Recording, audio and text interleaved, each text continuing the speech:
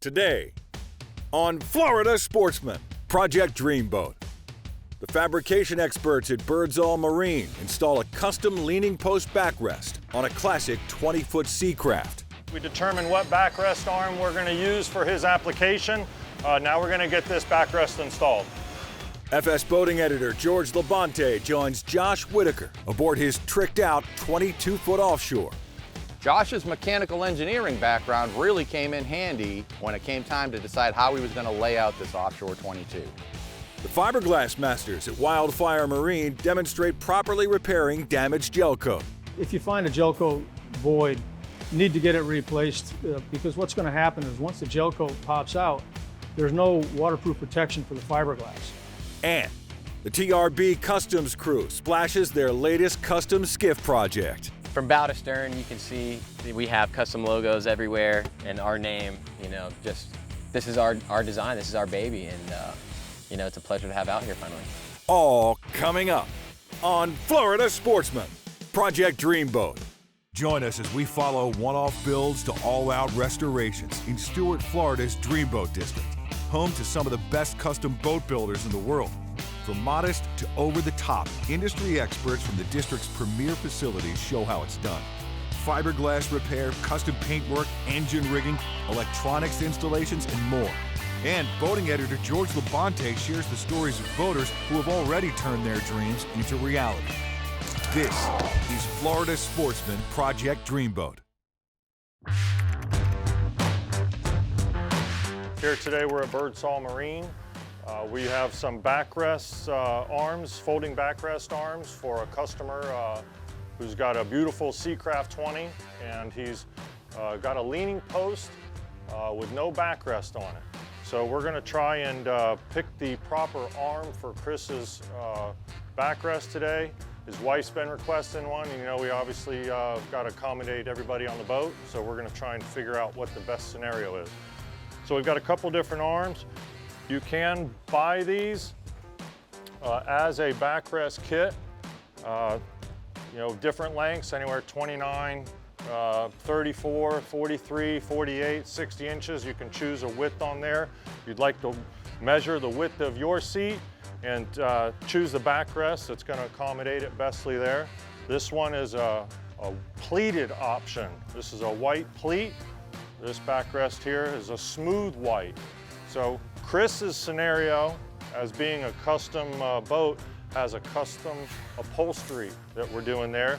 And they're just about finished it up here in the upholstery department. Let's go take a look at what they've got done for Chris today. All right, here we go. So now we're in the upholstery department here at Birdsall Marine. Alan here is finishing up the custom backrest for the Seacraft we have outside. Here's some more of our awesome crew here at Birdsall. Now let's go see which backrest arm is going to be the best scenario to install in this boat here.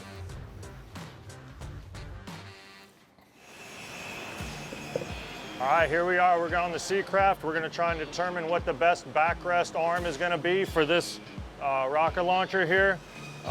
These rod holders, visually I can see they're about a 10-degree angle on that. A 10-degree rod holder would commonly is going to be used in a snake arm. 15-degree would be a snake arm as well. I'm going to grab one and just test this and see how it is. All right, so I'm going to hold the backrest onto this one. Snake arm could work on this scenario. I'm going to try another one just to let you see the variable. This is a hump arm. This one's going to be for a 30-degree rod holder. So I know that this one's not going to be the right scenario on this. That's not going to do it for us on that one. We're going to try a trapper arm on this scenario as well. That's a nice setup on this. The trapper arm's coming straight up out of this rod holder. That could be used also on that degree. That's going to give us a nice height off of the cushion. You don't want it too high. You don't want it too low. So we've got a nice distance right there. I think this is going to be the right scenario on this backrest here. So with Chris's backrest here, he was able to send us a sample of his upholstery. We matched his upholstery with the diamond stitch on here. It looks super nice. Chris should be really happy. We determined what backrest arm we're going to use for his application. Now we're going to get this backrest installed. While they're doing the install of the cushion back there, I noticed up here Chris doesn't have a bow cushion. He mentioned he used to have one on here a while back, and his wife used to like hanging up here at the sandbar and relaxing. So I wanted to see the a couple different options for backrest. Now this is called a horizontal mount backrest. This one isn't really the best scenario. This would be used for a flats boat. If you got a flats boat, this would be a great setup for you there. This is a recessed pocket. This backrest goes into the pocket like this and would get cut into the deck and recessed down in the deck. Not what we want to do on this scenario either. So Birdsall has a vertical mount backrest that would mount to the bulkhead here and put a cushion on that. I think this would be a nice setup on the bow seating right here. I think that'd be pretty cool. So when I see Chris, I'm gonna recommend maybe he could surprise his wife with another extra feature on the boat here. So let's go see how the install of the leaning post cushion is coming. So we've completed the backrest install here. Got the right arms for Chris. He's gonna be extremely stoked on this one. Wife's gonna be happy. Backrest arms are awesome on this thing. Folding here, he can stow it away when he's not using it. Bring it back out. Line them up back into the arms. So we've called Chris, he's on his way, coming to pick up the boat. He's gonna have a great weekend out on the water enjoying the new backrest. When we come back, George LaBonte joins Dreamboat owner Josh Whitichar aboard his tricked-out 22-foot Offshore in this week's One Man's Dreamboat segment. This segment brought to you by Two Rivers Boatworks. Exceptional design, quality, and craftsmanship. At Two Rivers Boatworks, we turn dreams into reality, one boat at a time. Specializing in the installation of the industry's leading audio, electronics, and LED lighting systems, to the custom design and fabrication of dash panels, foam decking, upholstery, and more. Our experienced technicians are certified to service Mercury, Yamaha, and Suzuki outboards. New boat envy? Our line of custom performance skiffs can be tailored to meet your unique boating needs. Visit our facility in Stuart, Florida, and turn your boating dreams into reality. Welcome back to Florida Sportsman Project Dreamboat. Join us for this week's One Man's Dreamboat segment with Florida Sportsman Boating Editor George LaBonte as we feature anglers who have already launched their dream.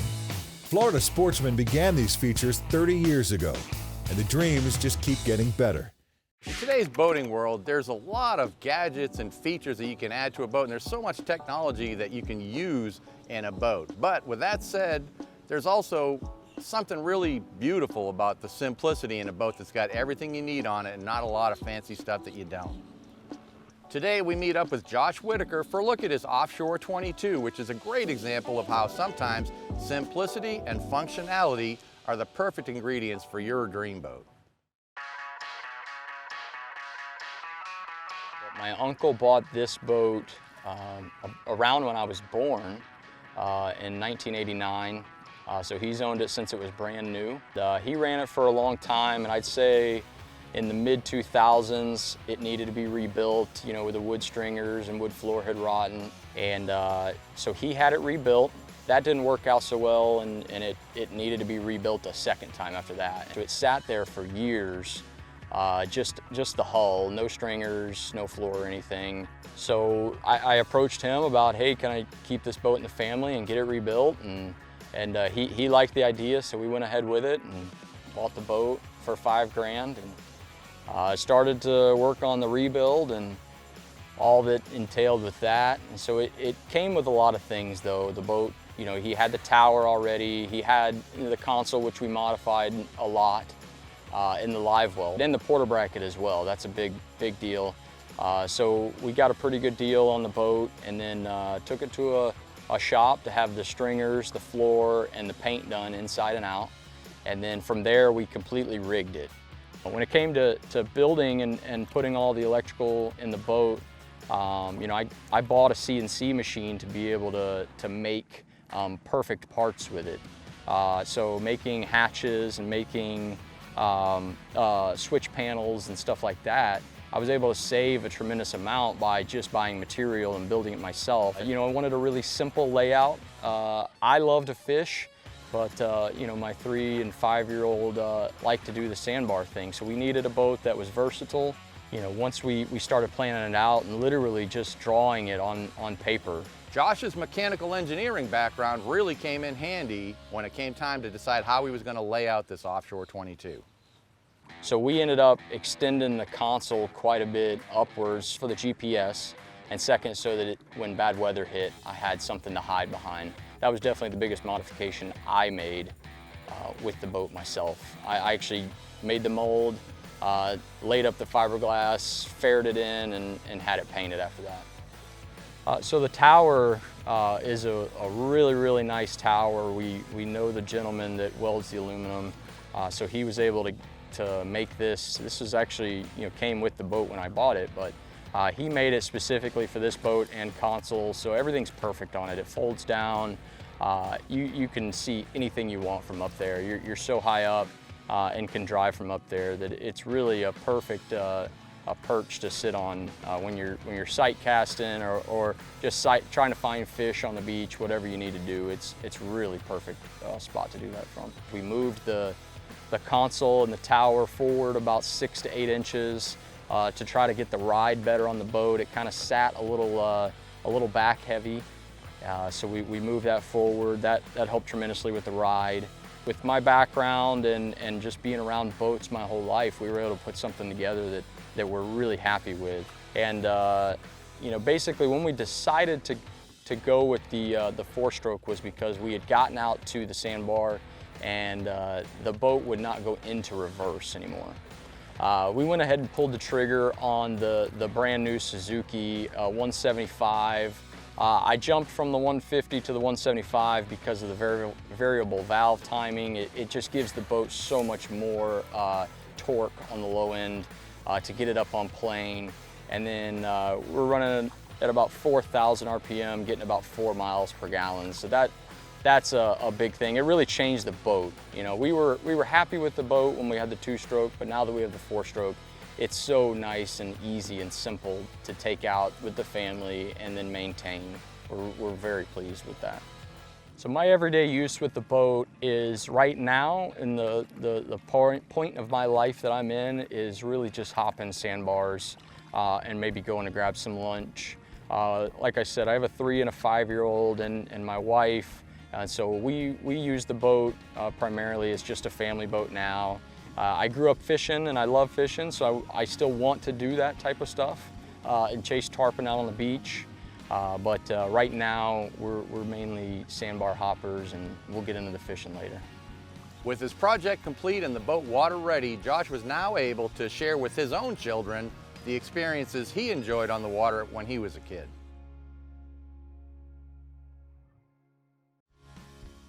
After an initial investment of $5,000 and spending $20,000 on repairs and custom modifications, the cost of Josh's Dreamboat comes to a total of $25,000. When we return, the team at Wildfire Marine demonstrates how to properly repair damaged Gelcoat. This segment brought to you by Surehold. Clean and simple. The ultimate bucket list. Let's start with an ergonomic corrosion-free rope handle. Check. You want a caddy to organize your supplies and lift them out with ease. Check. Add in a bucket grate to elevate wash tools out of dirty water. Check. While you're at it, let's include integrated soap measuring cups. Check. How about a base that won't let your bucket scratch, tip, or slip? Check. Top it off with a secure lid that doubles as a place to sit down. Check and check. The Surehold One Bucket System for everything on your bucket list. Visit onebucket.com. Welcome back to Florida Sportsman Project Dreamboat. Join us as the team at Wildfire Marine performs a proper color-matched Gelcoat repair. Here at Wildfire, we had a customer that we've done 3 or 4 jobs for before. He's got a 25-foot CV. He called me up and said that when he was working on his trailer, he noticed some hairline cracks and he found a void area right at the bow. If you find a Gelcoat void, you need to get it replaced because what's going to happen is once the Gelcoat pops out, there's no waterproof protection for the fiberglass. It's a repair you have to make. When he brought the boat up, I went ahead and looked at it, and when you tap on it, it was solid fiberglass all around it. When you tapped on that, it was definitely hollow. First thing I did is I took a pencil and just went ahead and highlighted the cracks a little bit easier. So when I started chiseling, I knew exactly where to start and not damage any good fiberglass. When I first started to chisel with the hammer and chisel, I fully expected that first tap was just going to blow the whole chunk right out, because usually that's what happens with Gelcoat. But when it didn't, and I hit it a few more times, I realized there was a little bit of glass attached. So I had to angle it a little bit deeper, and as soon as I punched it, I got behind that first layer of mat, and that's where the void was, between the first layer of mat and the rest of the fiberglass.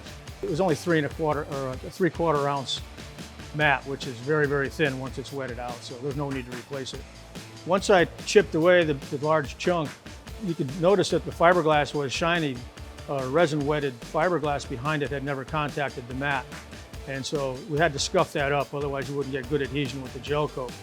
So I scuffed that up and also went around the perimeter of the Gelcoat with the grinder so that I had a little bit of blending into the Gelcoat rather than have a straight cut edge. You need to flare it out pretty good. Once I had the spot all prepared, I went ahead and mixed my Gelcoat, and I mixed my Gelcoat with a Duratec Clear high gloss additive. But what you do is you mix those, put your hardener in, and then I thicken it with some aerosol. You go ahead and you thicken that to a putty that's something like maybe peanut butter consistency. When I first put the Gelcoat on, I kind of squeegee it towards the outer edges and make sure I squeeze it in there hard so that if there's still any little gaps, it'll slip in there and fill it. So once I got my first coat on, I just sat back and wait for that to dry. It was only 2 hours later I could go ahead and get my sanding block with some 80 grit paper, and I go ahead and block sand that down, and I go past the repair by at least 2, 3, 4 inches on all directions. That way I go ahead and get everything nice and level. So I went ahead and mixed my second coat exactly the same way and made sure that the low area that I had was just a little bit heavier than it needed to be. And then once that dried, I went ahead and sanded that. Now I went down to 180 grit. There was definitely a little bit of tint in his boat. So on my third coat, when I mixed my Gelcoat, I went ahead and added a little bit of mustard to it. And the amount I put in was minuscule. I barely could even see it on the stick when I added to it. But I went ahead and mixed that and applied that with a squeegee again. So once we got it all laid out there the third time, we went ahead and waited. It looked like it was going to be a pretty good match. After my third coat dried, I went ahead and sanded it very lightly with 220, and I could see that everything was pretty good. So I went ahead and buffed it with a 3M compound. It's a high cutting compound. And once we buffed it out, everything looked great. When we return, the experts at Two Rivers Boatworks put their latest TRB Customs skiff to the test. This segment brought to you by Yamaha. Reliability starts here. Your time on the water is precious. You return season after season to make unforgettable memories, fight a few fish, reconnect with friends, and recenter yourself. If you count on having this time, you need an outboard you can count on to power it. That's why boaters stay with Yamaha for the long run, for life. They know reliability starts here.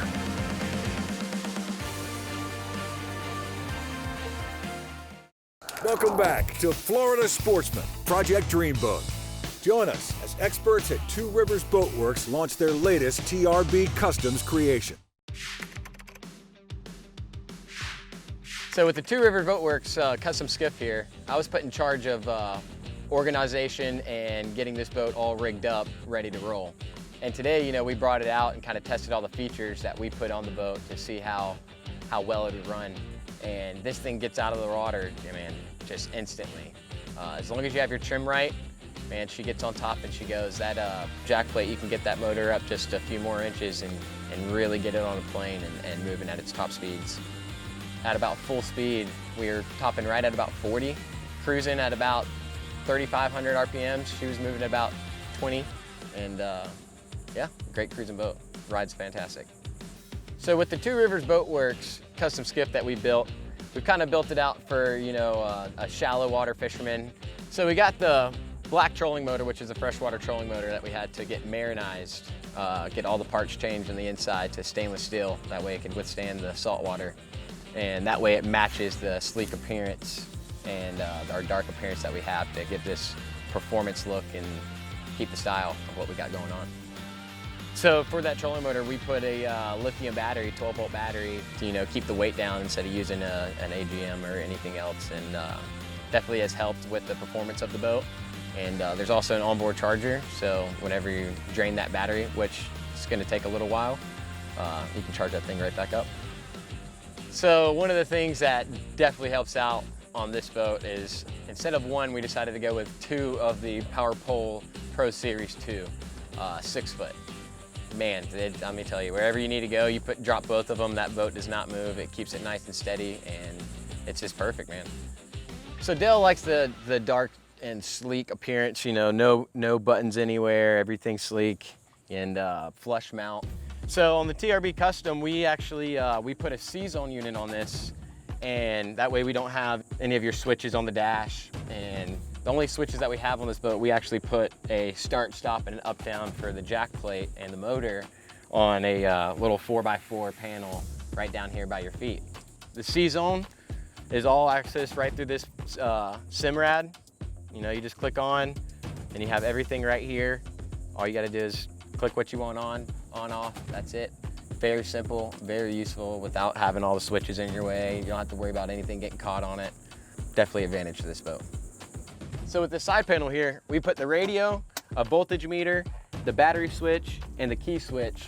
That way all of our electronics can fit in there and our wiring's nice and neat back there. Definitely helps out with the flush design that we were going for. So with the sound system on here, we put 4 9-inch Blue Wave speakers in.